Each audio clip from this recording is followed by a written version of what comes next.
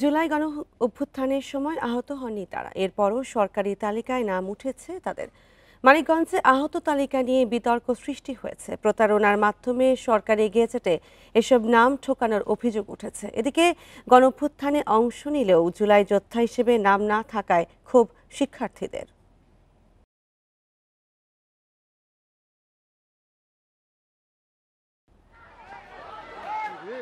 2024 সালের 18 জুলাই খালপাড় এলাকায় নিরস্ত্র শিক্ষার্থীদের মিছিলে সশস্ত্র হামলা চালায় আওয়ামী লীগের দোসররা।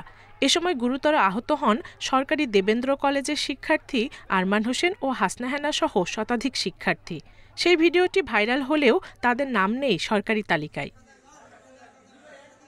আহতদের অভিযোগ, প্রশাসনের সহায়তায় বৈষম্য বিরোধী আন্দোলনের জেলা আহ্বায়ক টাকার বিনিময়ে যারা আহত হননি তাদের নামও ঢুকিয়েছেন সরকারি তালিকায়।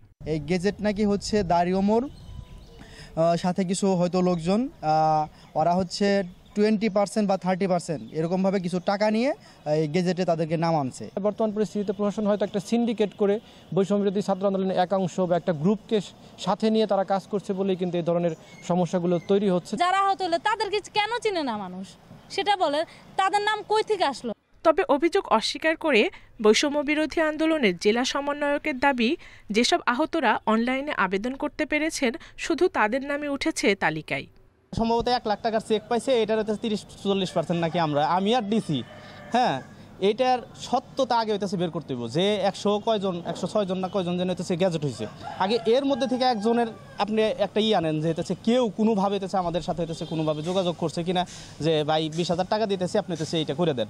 জেলা প্রশাসক বলছেন, প্রশাসন নয়, সিভিল সার্জন কার্যালয়, গোয়েন্দা সংস্থা এবং জুলাই ফাউন্ডেশনের প্রতিনিধিরা আহতদের তালিকা তৈরির মূল দায়িত্ব পালন করেছে। বিভিন্ন জায়গায় যোগাযোগ করতেছে। এখন সার্ভার খুলে দিলে প্রকৃতপক্ষে যারা আসবে, যারা আহত হয়েছে তারা সার্ভার খুলে দিলে হয়তো সিভিল সার্জন দপ্তরের মাধ্যমে ওনারা এন্ট্রি হয়ে গেলে হয়তো গেজেটের সামনে আসবে। এগুলো নিয়ে আমরা কিন্তু রেগুলার চেষ্টা করতেছি।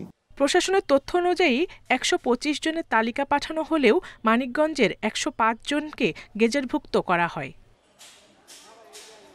Independent news.